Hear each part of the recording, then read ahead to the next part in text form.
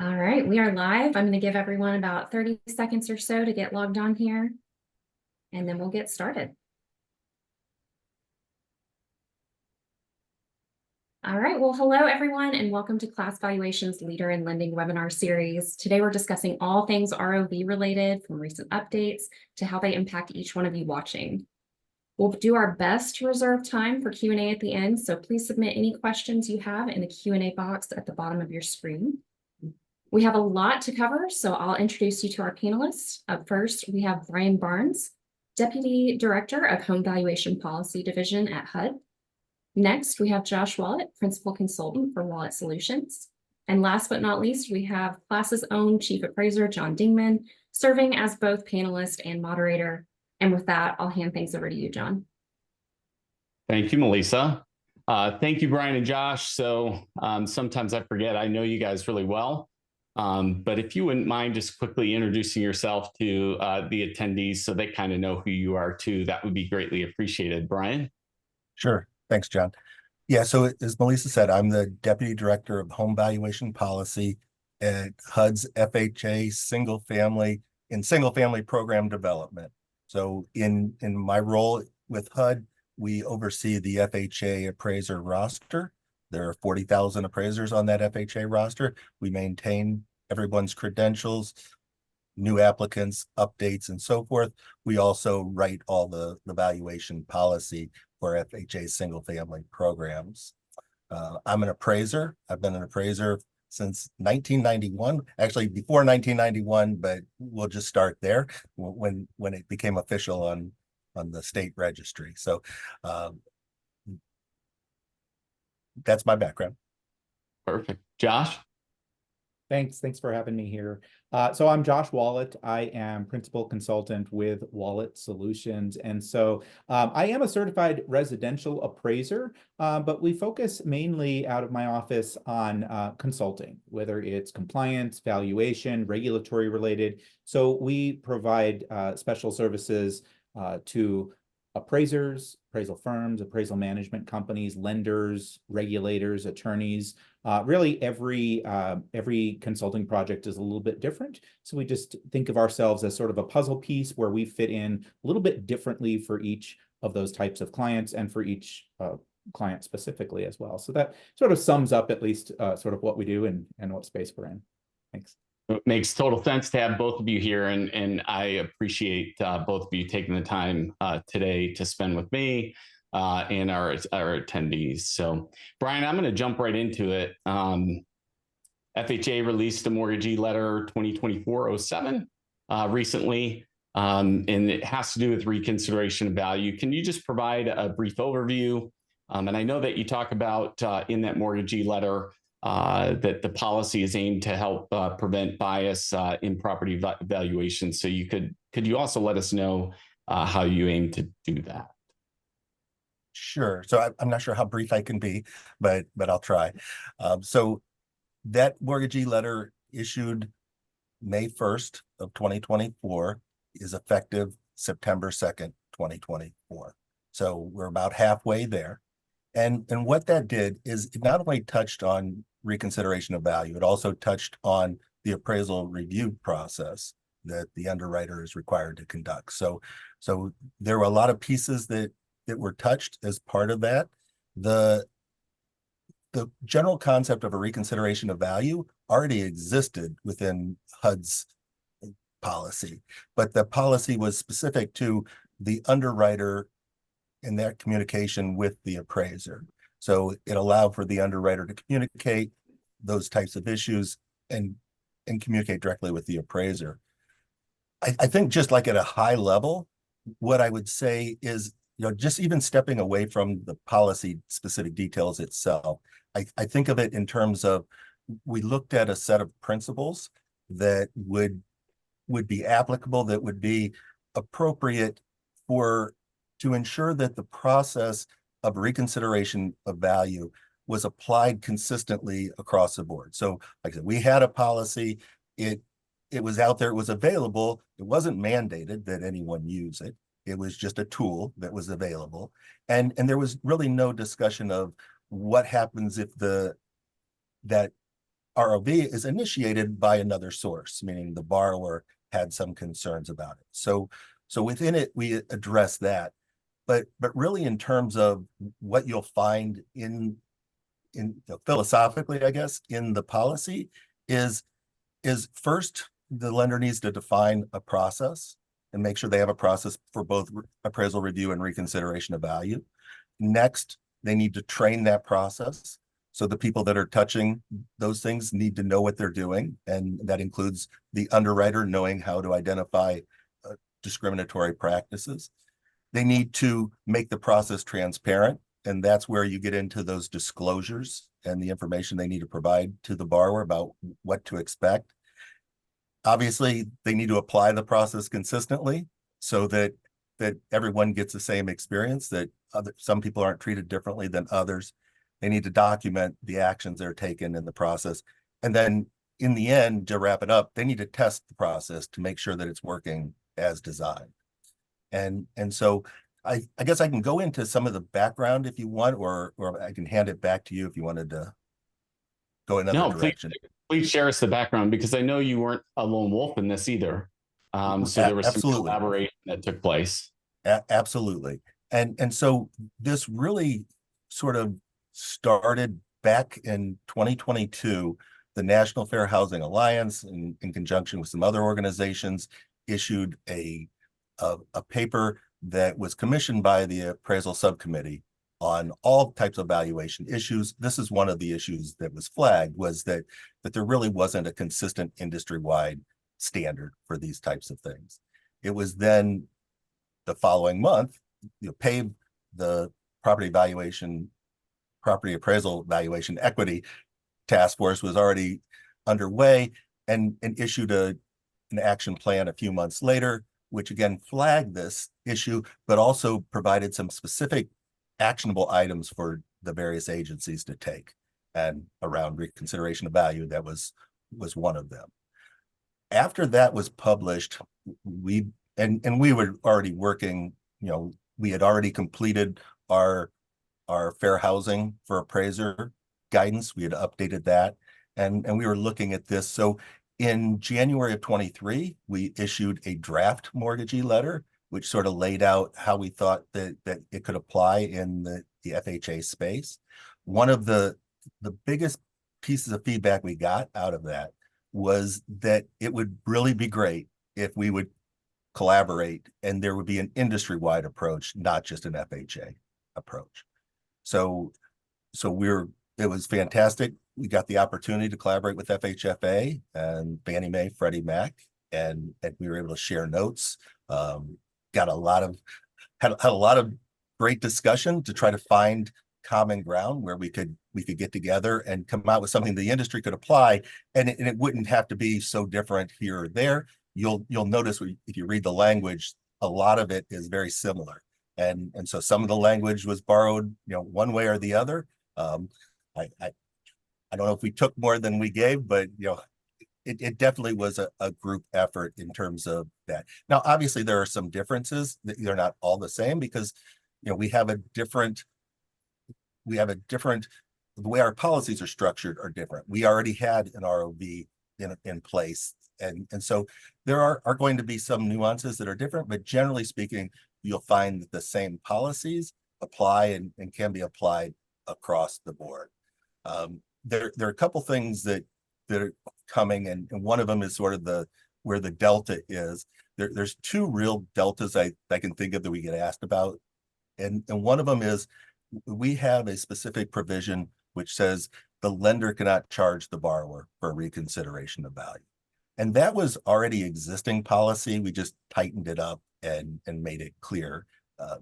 The GSEs, I believe, are silent on that. So, but in terms of that, because I've been asked about how that really works, we don't prohibit the lender from paying an appraiser if there's some valid reason for them to pay them.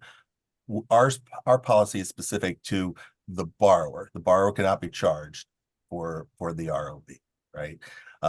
And the other piece is around data collection. So we'll be issuing an FHA info soon to to talk about the data collection that we're going to require of the lenders, and they'll be required to document when they have an event with a borrower initiated ROV, and that'll provide us some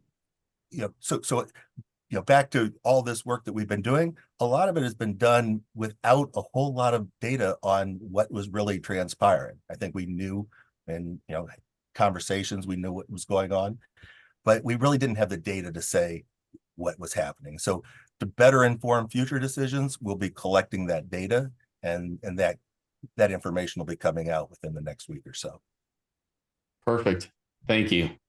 Josh, from a USPAP perspective, our uniform standards, is there alignment with the ROV requirements, either FHA or the GSEs in general?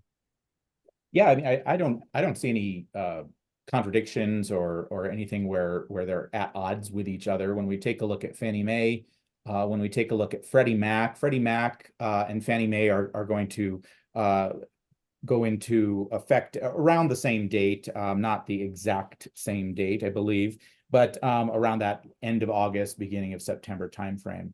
And when you take a look, you can actually dial forward in Freddie Mac's guide, actually, right online, and you can take a look and see exactly what they have in mind. And just as Brian said, they're very much in alignment. Yes, there are differences, but as we talk with AMCs, with appraisers, with firms, with lenders, you can pretty much have a sort of a one master policy or procedure in place. So you can have a process that is going to be at least consistent, relatively consistent, if not identical, and still cover all your bases with all of them. But from the appraiser's perspective, we're talking about, it's the same assignment. All right, so we can speak USPAP-ese here, right? It's the same assignment. You're still going to need to retain information in your work file records, just like you normally do for support of anything you're analyzing. You're going to be analyzing something new that's coming onto your desk from a reconsideration of value. So that analysis needs to be retained. You're still summarizing just like you would in any other report. It's a new report. And so some folks on this call may be part of different online discussion groups.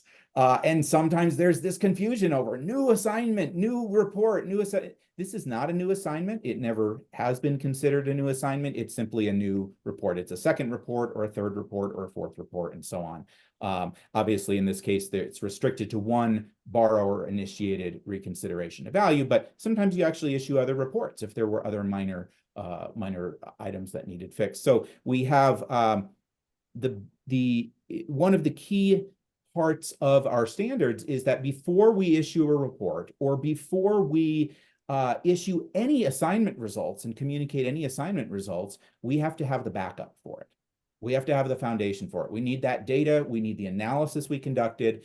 So we have it retained and we summarize it in the report. And what's key, I think, too, in these policies that we see now is you can't send a message to the underwriter. You can't add something in the message log or an email. It must be in a second or subsequent report, depending on how you got there, right? So that new report needs to have the response.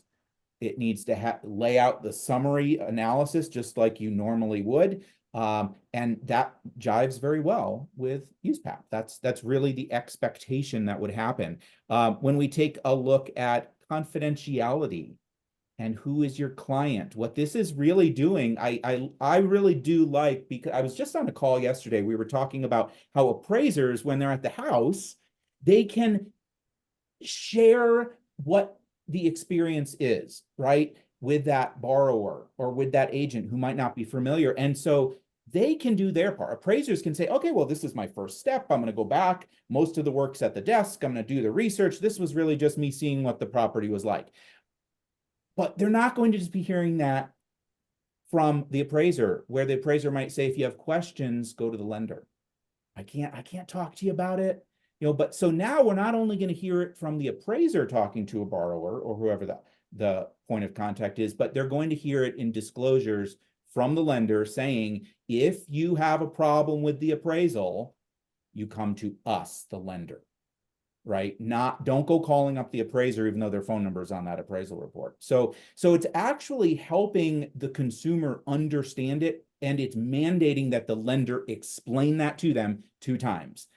When you apply and when you get a copy of that appraisal report, which is really a good time for that, right? And that works right into confidentiality with USPAP. I can't talk specifics with the borrower as the appraiser.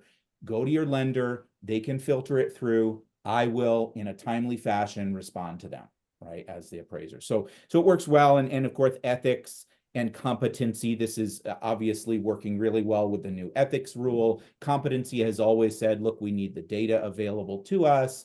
We need to know methods and techniques and things like this. So it's really well aligned with it. And I love that Brian mentioned consistency. Consistency, right? I think we can be efficient when we have some of that consistency. And one of our objectives is always to take a look at this as an ecosystem.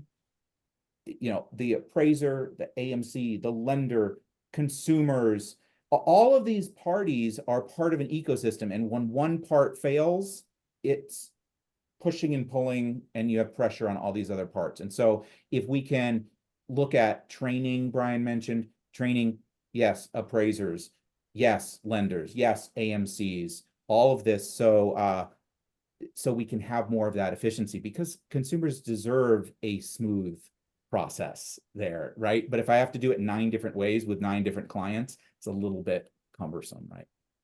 It could be a bit much. I love the fact that you talk about confidentiality, because we're talking about borrower-initiated ROVs, number one, and that shouldn't be confused with the borrower reaching out directly to the appraiser. I think for lenders and users of appraisal services that are on this webinar as well, understand that AMCs and your lender probably already have a policy in place on where this goes, and if they don't, they should.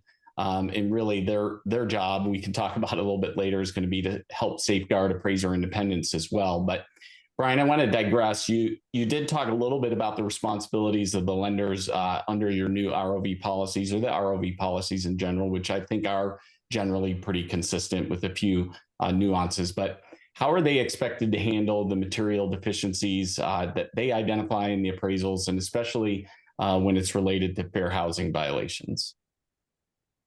Great question. And I forgot I had to do a little housekeeping before I started. So let me get that in right now. So the information that I share, these are my views and my perspectives. For official guidance, go to the appropriate policy, FHA policy handbook 4000.1. And so I just want to make sure that was clear, that in the end, that's your best source. It's not, because Brian said that's not going to hold a whole lot of water. So you'll want to make sure you have your reference from the handbook. So back to how this applies, or how this impacts discrimination or potential discrimination. So a couple of things. One is that the lenders are required to train their underwriters in identifying discriminatory practices. And so that's the first piece of it, is that the individuals that are reviewing and reading the appraisal reports are going to need to know what to be looking for in terms of a violation of fair housing. And again, so this goes back, this isn't new, that underwriters and mortgagees are responsible for the quality of the appraisal report. And sometimes as appraisers, we sort of scratch our head, why are they worried about this, or why are they worried about that? Well, because they're taking responsibility for it, and not just the quality of it, but any potential fair housing violations, they're also responsible for those as well. So it's really important for them to scrutinize those reports and make sure that they are compliant. In terms of identifying, one of the things that we did was make a small change within the material deficiencies or second appraisal policy, which clarifies that those types of issues can be a material deficiency. And so it may not have been clear because it was specific to, impacting value and whether or not a discrimination issue impacts value or not, might not be clear on the face, but we made it clear that potential discrimination or bias within an appraisal is considered a material deficiency. We also gave the underwriter the ability to replace that appraisal without going back to the appraiser. So in some cases, that appraisal may be tainted in a way that it doesn't make any sense to have the appraiser relook at it. There may not be anything that they could do to resolve it. And so if that's the case, they can move directly to a second appraisal. The other thing, around that, I guess, which is important, is just a clarification of their responsibilities of the lender to report those types of issues to both HUD, if it's an actual fair housing violation, or to their state regulatory licensing board, for an appraiser that has done something that would constitute that type of deficiency. And so that's a tough one, right? And I think for appraisers, they read that part and it presents some additional challenges. So I'm going to go to you, Josh, because I think appraisers in general face challenges around the ROV process in general. And sometimes it may be hard to overcome some of those challenges, but I'd like to hear your comments on how an appraiser can do that and kind of balance, I guess, the need to respond compliantly and these procedural requirements that are set forth by the agencies and HUD.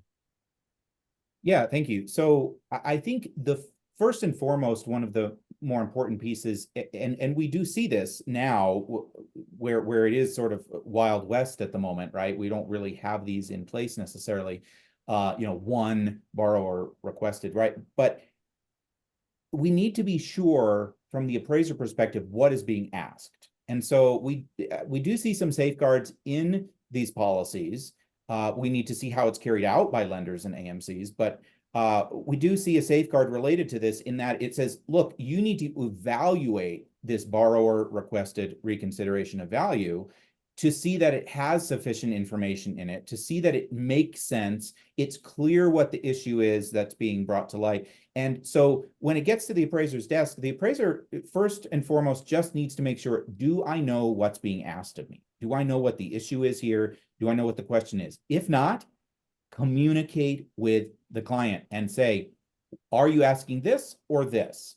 Right? Because we don't want the back and forth. The whole point of this is to make it efficient, make it consistent, make it a one-time for every party, right? And so really making sure we're answering the question, because I can tell you in terms of the mandatory reporting, in terms of the complaints, so we assist appraisers, but in other cases, we actually act as a state contract investigator. And I can't tell you how many complaints are made because there's confusions on revision requests, or the revision request or reconsideration isn't being addressed thoroughly and properly. So knowing what is being asked, right? That's what appraisers do all the time, right? We identify the problem right at the beginning. Well, we need to do that at the beginning of a reconsideration too. Identify the problem. What is being asked of me? What am I trying to solve for the person? What am I trying to answer? So make sure it's in the second appraisal, not in like the message log, because you're just going to be asked to put it into their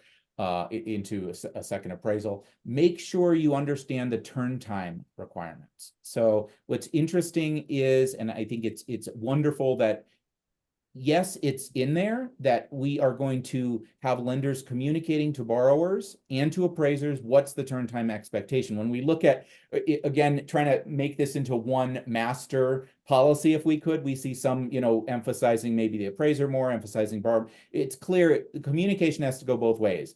Borrower, we're going to request this and you should expect XYZ, whatever time frame. Appraiser, we're asking for this clarification, this revised report, it needs to come back within so much time. So we want to be sure, okay, what is my commitment? And I think we're going to see, and in our discussions with clients, we're seeing engagement letters initially laying that out, not waiting for reconsideration and saying, okay, now we have to agree to a turn time, right? If there's a borrower-initiated reconsideration, the turn time is, and this is what we agree to for this particular assignment, right? So we need to pay attention to those items there. But as far as addressing it, again, we want to make sure we are supporting the findings. Again, taking a look at work samples, probably a lot of people either on the call, maybe even among the three of us here, we've seen just a cursory 1 or 2 sentence reply, and it's just sort of pushing it off. It's just saying, I'm not really valuing this. It is hard to balance, gosh, how many am I going to get? Right? And how much more time is this going to take me? But, as professionals, when we're faced with that situation, we have to address it thoroughly. So we have to have support for whatever we're saying, just like we talked about before. Those are our standards, support for what we're saying. And then we want to itemize in the report, this is what I was asked. This is the analysis I conducted of this data. Maybe I'm pointing out in the report, these are the changes I made on pages or sections, this and that. And then sort of what's the final conclusion? I did or I did not change it, whatever the case is. So we want to be very clear, but I want to even back up. Let's back up before the first report. And I think what we can do sometimes is we can help to have people understand. Now, obviously, it means people are reading the report, and sometimes people don't read the report. We can't make someone read the report, but if people read our report, what are we going to see in that first report? Has it been clearly spelled out? And I know in my career, I had to come to a moment where I looked at my report honestly and critically, and I said, oh, I'm not really spelling out this story very well, right? It doesn't need to be a novel. It's a brief story is what we write. We write a short story every time we write an appraisal. Am I telling them how I searched for comps? What's the objective criteria that I copied and pasted out of my MLS right into my report? Did that end up with 3 sales or 23 sales? Right? Is there scarcity of sales? Why did I go to another subdivision? What's the objective reasoning? Did I find the quality was similar? There's similar ages, there's similar sizes, there's similar designs. So I looked for some sales there too. It's objective criteria that I'm sharing. And then a sentence for why I included each comp. Right? Okay, that can proactively maybe prevent some of reconsiderations of value. So I know that's maybe a little bit more than you were asking, but I think it's all interconnected. I know when we had an appraisal office and we were training, we always looked at 0 to 3 requests a month. And I know I achieved that, others achieved that. And obviously the space has changed a little bit, but we can be proactive by writing organized, well laid out reports. It cannot prevent everything. People will always have questions and we'll have to answer those questions, but we can be proactive in the quality of the report we're seeing. So. I think you mentioned something before about consistency on just the policy themselves. And I think for many appraisers who are watching as well, consistency in how we deliver the story. So is the story the same story throughout the report, Josh, Brian, right? And I think for a reader who doesn't have to be a sophisticated reader, I mean, the consumer is certainly one of those individuals looking at the report, is your response, does it make sense?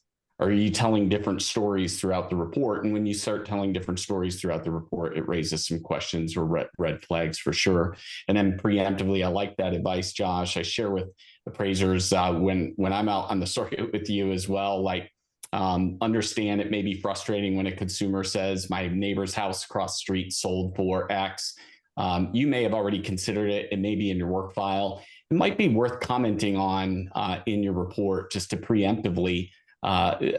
One, I think you give the reader an understanding that the appraiser considered it, right? They heard me and they considered it and they're talking about it. And okay, maybe this is why it's not so comparable. I'm going to stick with you for a minute, Josh, because I think technology and data analytics go a long way for helping support appraisers, their opinions and conclusions, et cetera. With the new ROV requirements, I would assume, I know your position, but these solutions assist with enhancing the accuracy of their valuations, or as you stated, preemptively putting a pause on or a stop to some of these requests. Yeah, I mean, technology, I think, I would love to think otherwise, but I think our profession we need to make some leaps with technology. I think we kind of, we have sort of a piecemeal approach. We have this add-on and, oh, I do this and I do that. And I think we're going to see, especially because a lot of the examination of our profession, I think we're going to see a little bit more of sort of a consensus around methods and techniques. I mean, USPAP actually tells us you need to keep up with methods and techniques. You can't just do what you did 30 years ago. And so I think we're going to see that in education more. I know I'm involved in education. There's other people well more involved in education, and that's what I'm hearing: technology, technology, technology. But we see markets. What have markets done over the past year? The past several years, 5 years? Has it skyrocketed?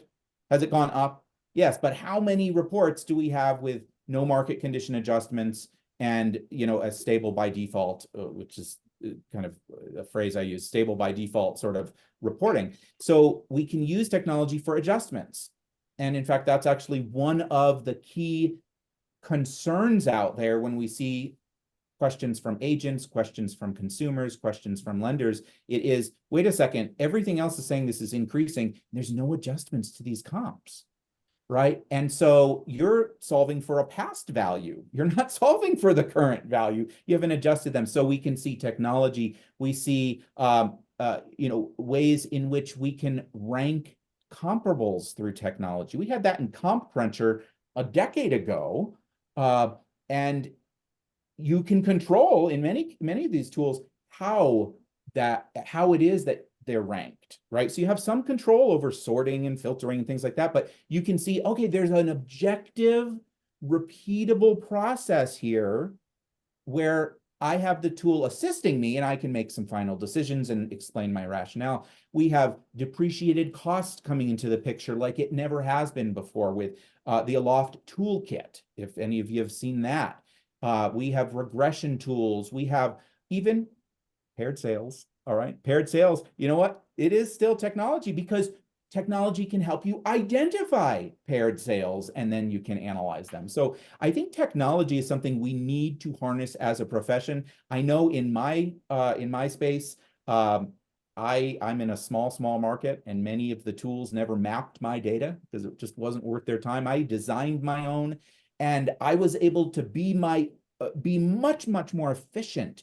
And I think sometimes we stay away from technology because it takes longer at first, but it doesn't take longer in the long run. And so we need to take a look at those education providers that are teaching us that, and go to those classes, because that's where I think the future is. So, Brian, I think the conversation around technology and analytics and stuff, it goes a long way to the quality control metrics, certainly in some of those expectations around the underwriters and their ability to read through the reports. You already talked about the training that would have to transpire, take place, and move forward with understanding maybe what a legitimate ROV looks like. And then identify again those material deficiencies. You also take appraiser independence very seriously at FHA. I think that's fair to say, with both the GSEs as well. And so trying to manage both of the appraiser independence, but also the quality assurances and accountability for the lender can be somewhat of a challenge, I'm sure. From your perspective, but how are you going to monitor and enforce compliance with these new standards with your mortgagee, your lender partners? Right. And quite frankly, I don't think there's necessarily a change in how we approach those items. There may be an influx of new inquiries, but the appraiser can always report an appraiser independence issue through the FHA Resource Center. So we have a mechanism where they can report those instances. We then refer them. We don't handle those in-house. We refer them to our Office of Inspector General, and there is case law where they have taken action on those types of issues. But I think it's critical to sort of understand what really is an appraiser independence issue and what is just a request for additional clarification or analysis by the appraiser. And so asking the appraiser to look at additional comparables, asking them to confirm, validate certain analysis within the appraisal report, that in and of itself is perfectly acceptable. And so the appraiser, or whoever is feeling that appraiser independence has been violated, should consider what really constitutes a violation, and we have our policies. It's actually called Safeguards for Appraiser Independence in the FHA handbook. I did want to just follow up on a couple things that Josh said, because I thought they were really important, and it's about sort of the both ends of the transaction as an appraiser when you have opportunities to communicate, and it's about gathering information and communicating professionally to your reader so that they understand. That in a lot of cases may help the underwriter to understand where you came from and what you did to get there. So for a reconsideration of value, both our policy and the GSEs require the underwriter to review that request to determine whether or not it's relevant before communicating with the appraiser. So they have to review the appraisal, then they have to review that request and determine whether or not it's appropriate. A reconsideration of value is an appropriate communication of that information to the appraiser. So there is a safeguard in place to do that.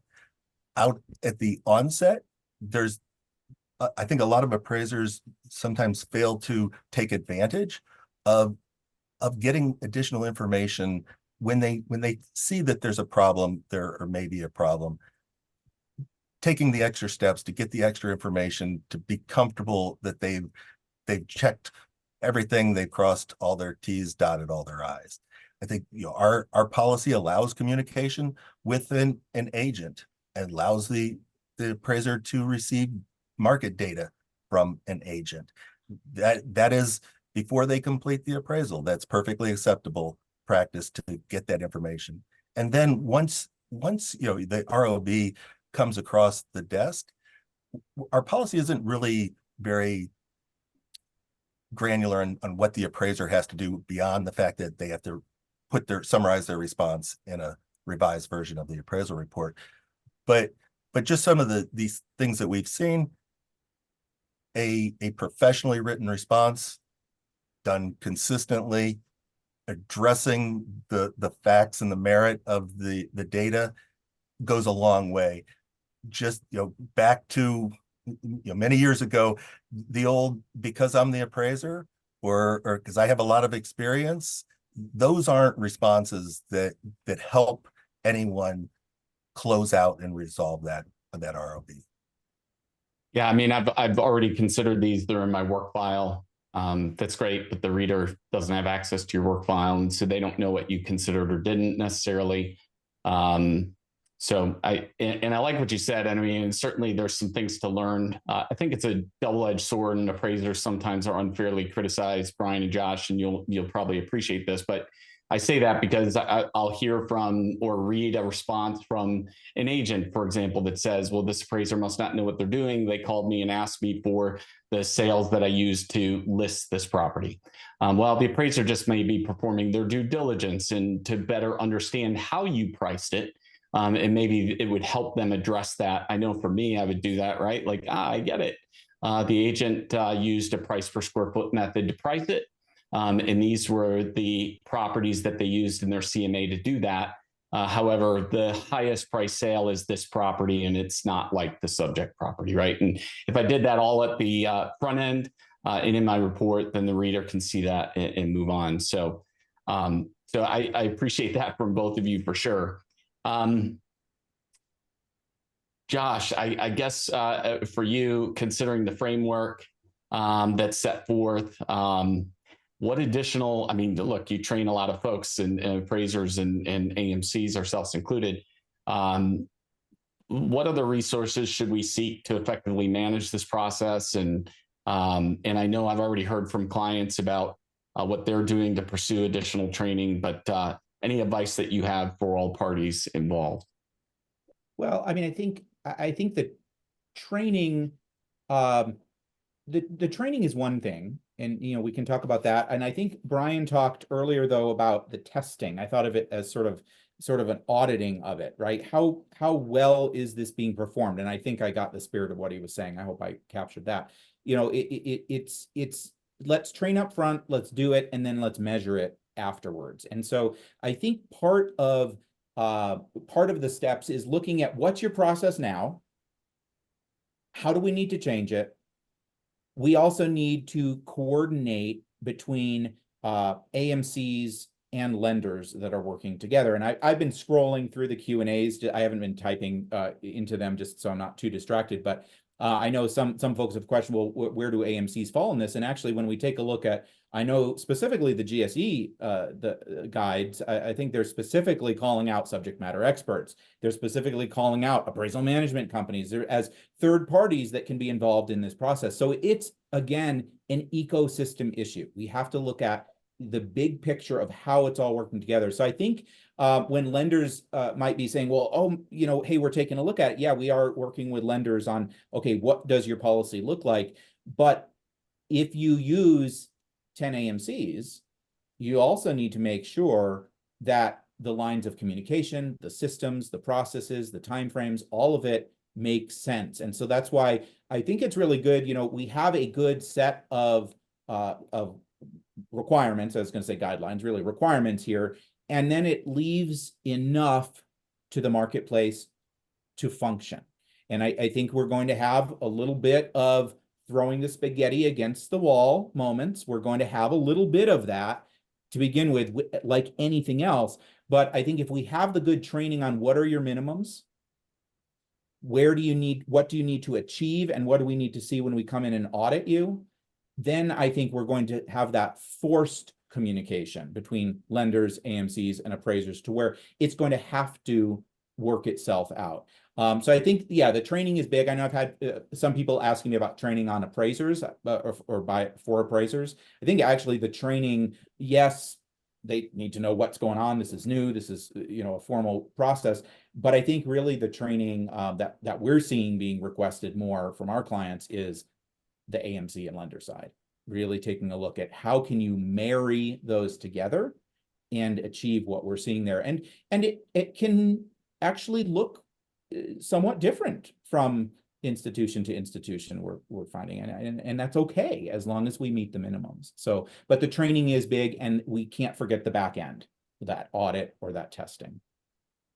Yeah, that's all good information. And I think from our perspective as an AMC, I mean, we're a partner with both. We certainly don't serve as an advocate for either appraiser or our lender partners. And so we're cognitive of that as well. But we can certainly as a good partner in regards to things like understanding it's one borrower initiated ROV. So do you want to throw that away by sending over things that really don't make any sense, or sending over more than 5, for example, which isn't allowed? So we can at least curb that, and we do that through our form, for example, which limit to 5 entries, for example. And can I cut in real quick on that? So I did, as I was scrolling through, so maybe we can just handle that question. So someone said, hey, wait a second, couldn't this be a loop, right? Where on every appraisal report, you get a borrower initiated reconsideration of value. So let's clarify what we mean by 1 per appraisal. We mean 1 per appraisal, meaning the assignment, not 1 per appraisal report. So there can't be a reconsideration from the borrower on every new appraisal report. We're talking 1 per, and the 5 is up to 5 additional sales to consider. So just to make sure there wasn't confusion on that. But 5 additional sales, right? And there's some parameters around that, what that should look like. But again, as a partner, we can at least let you know that, hey, look, these are, you're asking about 2 listings. They need to be settled sales as of the effective date.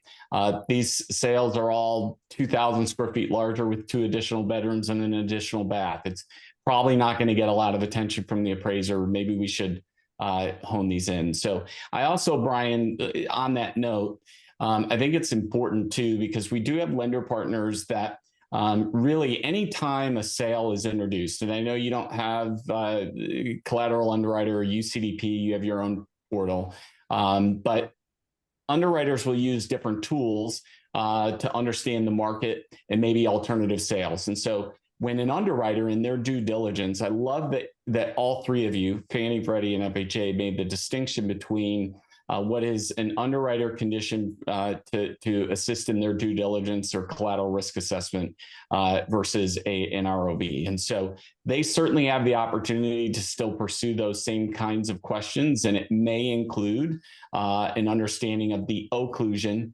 of any additional sales that they may have found in the market. That is separate from the borrower-initiated ROV, which is only one of those as well. So I appreciate that language in the handbook. I don't know if you want to expand on that at all, and I'm sure that was a collaborative effort with the GSEs as well. Yeah, absolutely. And so, the underwriter still has a job to do. Again, they're attesting to the quality of the appraisal report. They need to make sure that it's sound and supported. So they still have those tools available to them. This limitation is specific to the borrower's request for that reconsideration. So it doesn't preclude the underwriter either before or after, having some type of communication with the appraiser about the value, but it does limit the borrower.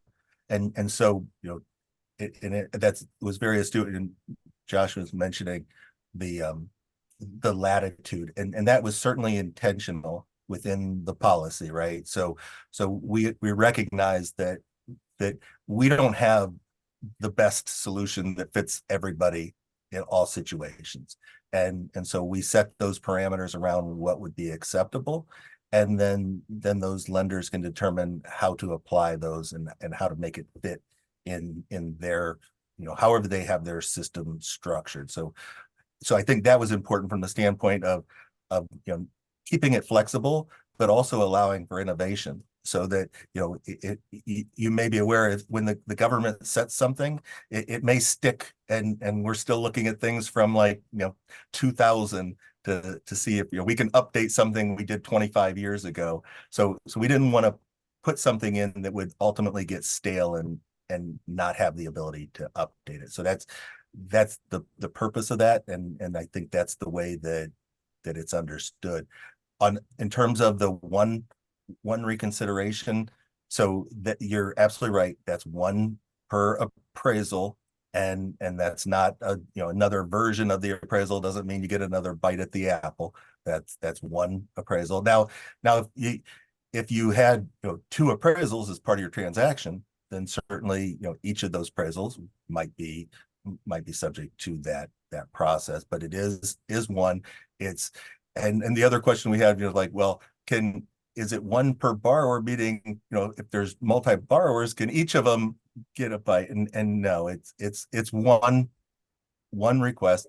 I think the piece that we wanted to make sure, though, and John, you mentioned it, is that we do have a requirement that the lender assist with any deficient requests. So certainly, we're expecting them to be given instructions on what to submit. For whatever reason, if they have issues and they submit something that obviously is not going to be proper to send to the appraiser, has no merit or value, the lender needs to communicate that back to them. That doesn't take away their bite at the apple. They should have another chance to resolve that, and the lender should help them with what type of things need to be completed. The lender doesn't have to do it for them. Although, again, the lender is still ultimately responsible for the quality of the appraisal. So if the lender sees something that the appraiser should consider, they need to be doing that independently, but they do need to assist the borrower with navigating the process. And I want to emphasize for our lender partners that are on here, if your nomenclature includes any request to the appraiser as some sort of reconsideration, just be aware that the policy is talking about a borrower-initiated ROV, and you certainly don't want to conflate matters or present additional hurdles because the appraiser is like, wait a minute, you already asked for an ROV. because that's the language you use. And it certainly can get confusing if you're sending it through a third party like Class Valuation. If the team is seeing that and you're calling it an ROV, then that's probably how it's going to be conveyed to the appraiser, and again, cause some confusion there should the borrower actually initiate an ROV after that. So again, consider changing the nomenclature of your requests. Melissa, I see you're here, so that means we have time for some Q&As. Anything that you see that you want to throw out to us? I know Josh has been really diligent in checking the Q&A. I have not, because I've been trying to listen intently to our two guests that so thankful for. But what do you got for us? Absolutely. We've got a lot of questions in here. And Josh, thank you for keeping an eye on them as you go. And I apologize in advance if we repeat any of them, but repetition is a good thing. First off, what should be a reasonable turn time on an ROV request? So let me address that first. I love that Josh talked about setting up timeframes, and I love the ambiguity that the GSEs and FHA provided with the word timely, because what does that actually mean? It's not defined. For us at Class Valuation, it is 24 to 48 hours. Now, we have a caveat to that. We do ask that the appraiser, who's a partner of ours, communicate if there's going to be any delays, and there could be. There could be delays. For example, you find a legitimate sale that was offered by the borrower, and now you're trying to verify that transaction with the agent and not getting a call back. Well, just let us know so that we can communicate and reset expectations so everybody knows that it didn't fall on deaf ears. You're not just letting it go. You will respond, and again, in a timely manner. But for us, it's 24 to 48 hours. And I think what I heard from you, Josh, and is define what those timeframes look like in your service level agreements or your engagement letters, regardless of the party who's, if you're a direct engagement lender or an AMC. Yeah, and let's take your illustration even further. Let's say the appraiser is coming back from vacation, so they'll need 3 days, but they're going to promise it in 3 days, or there was a delay with verifying some information in that ROV. So not only is that communication going from the appraiser to the AMC or lender, but it also then has to be relayed to the borrower, because now we're seeing we need that communication of the time frame to the borrower. So if it changes, we would expect that we could probably read into these policies that you'd expect any changes to the time frame to also be communicated. So perfect. Well, I know we have a lot of credit union audience on this one, so I want to make sure we get to this one. One person said, our credit union only orders appraisals for HELOC and second mortgages. Are these type of loans also affected by this new compliance? well, if you are selling to the secondary market, or you're doing anything related to HUD, I would say what we're talking about today, that we've addressed today, would apply. So what I will say is that maybe what your question is implying is that it doesn't relate to HUD, and it doesn't relate to Fannie, and it doesn't relate to Freddie Mac. In that case, I don't want to get too ahead of ourselves on what we're focusing on here, but then we would look to the interagency guidance for interagencies, or for the agencies, excuse me. And so, and Brian, I don't know if you have anything to add to that, but I don't want to try to overstep what we're talking about here, what has been actually published. So we'll just have to look to the agencies, is my answer. Yeah, the only thing I would add is I believe the banking regulators have published preliminary guidance, and so I believe they're still working on final guidance. But yeah, and just generally speaking, like I said, our focus certainly is on FHA and making sure that the FHA borrower has an experience that's consistent and understood, and has the opportunity to do that. That's really where our focus is.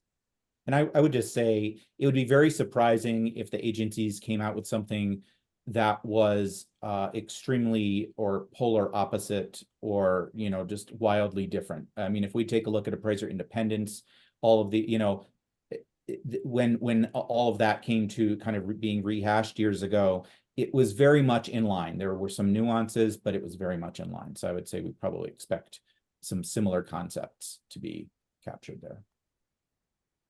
Okay, thank you for that. Another one that we have is, do you anticipate the cost of appraisals increasing to build in the cost of the extra responding to ROVs? We don't see an additional cost today generally from appraisers. That doesn't preclude them from asking for something, but certainly I think from an AMC perspective, from a lender perspective, and we're all doing our job to help safeguard independence, and we're doing our job to vet the requests. The requests are generally, again, I hate to go back to some earlier statements like Josh was making regarding how we address our reports in general, but there's a lack of understanding, and it's probably because the language we're using or the story we're telling, and there just needs to be some clarity provided there. And with all due respect to appraisers, that they go through quite a bit of due diligence and understanding how many times their appraisal is going to be touched and by whom. And oftentimes the information that's being asked is captured and reviewed, and it's in their work file, and they just need to bring it forward. Perfect. We have a lot of questions surrounding this. I think this one best encapsulates all of them. But can a lender limit ROV requests to only borrowers, meaning no real estate agents, loan officers, builders, etc.? So I'll take that one for starters, and this is FHA specific policy. So for the GSEs or others, you'd have to look to their guidance. But FHA requires that communication is through the borrower, right? So the borrower can look to others to assist them, certainly, but others cannot take the place of the borrower and request a reconsideration of value for a transaction that they're not a direct party to. That's the borrower's loan. The borrowers in purchase transactions have what's called an amendatory clause in their contract, which allows them to renegotiate or walk away from the transaction if the value didn't meet a certain price. So it's the borrower's call whether or not they want to effectuate this option of requesting a reconsideration of value. Perfect. We've got a lot of questions still coming in, so I'm going to try and hit some of the rapid fire ones. But is there a typical fee for an ROV? I think I tried to answer that, Melissa. We don't see appraisers today charging for an ROV. Some of them certainly express their frustration around them, and some of them are well-founded. In other cases, a conversation with the appraiser, which usually, by the way, once I start the conversation with them and they start explaining something, I say, oh, that's all really great stuff. It's just not in your appraisal report. If you just put that in there, that would address the concern. And usually, I think everybody is interested in getting a cogent, incredible report across the finish line. And so today we're not seeing it. If there's abuse, I would anticipate appraisers pursuing that for sure. Perfect. And then interesting question on this one. Does this include AVMs? As far as I'm reading, I know the GSEs, their sections relate to, when the assignment requires an appraisal, and then it continues on. So what we've discussed today, I believe, and I won't speak for Brian, but I believe really was all appraisal. So Brian, you can correct me if I'm wrong on the. That's correct. This is for appraisals. Perfect. And we have a lot of questions asking for places where people can find resources. This one specifically asks, can we find a sample disclosure lenders can employ to meet FHFA and HUD requirements? Brian, do you have anywhere that we could point them? Yeah, so at this point, we have not created a model or a sample disclosure. And so, each lender, like I said, they need to work through this process with their counsel to determine what's appropriate. Their processes may be different. They may want to structure it, design it different, deliver it different. So we don't have a model of a form for them to use. We've worked with a few parties to. Oh, I was just going to say, we worked with a few parties for some model language, but it always needs the scrutiny of counsel, as Brian said, and also the other parties involved. So, for example, when we're working with AMCs, it also needs to be, is this jiving with what your lender clients are needing to have communicated if they're playing a role in the disclosure process? right? So there's a lot of moving parts there, but you know, it is happening. So, you know, we just know that each one is looking at it individually. And I would just close that, Melissa, from our AMC perspective. Yes, we've had partners ask us about, do we have any model disclosure? We do not. What we've heard from our myriad of clients is very different from each one of them, right? Like, no, please don't design anything. We're doing that through our counsel. Please don't deliver anything. We're doing that on our own. We're doing it at the time of delivery, and that's after we underwrite a property, and you know, all of these different things. So we're really trying to stay neutral in that regard and allow our lender partners to make their own decisions on that and how they do that. Perfect. Well, we are at time. I have saved the last question for myself, and that is this being recorded and will we get the recording? And the answer is yes. If you registered, you will be getting the recording. You can also find it on our YouTube channel. Thank you so much to each of our panelists, and thank you to our attendees. We look forward to seeing you next time. Thank you, everyone. Thank you, Brian. Thank you, Josh. This was great. Really appreciate it. Thank you, Melissa. Thanks very much. Thank you.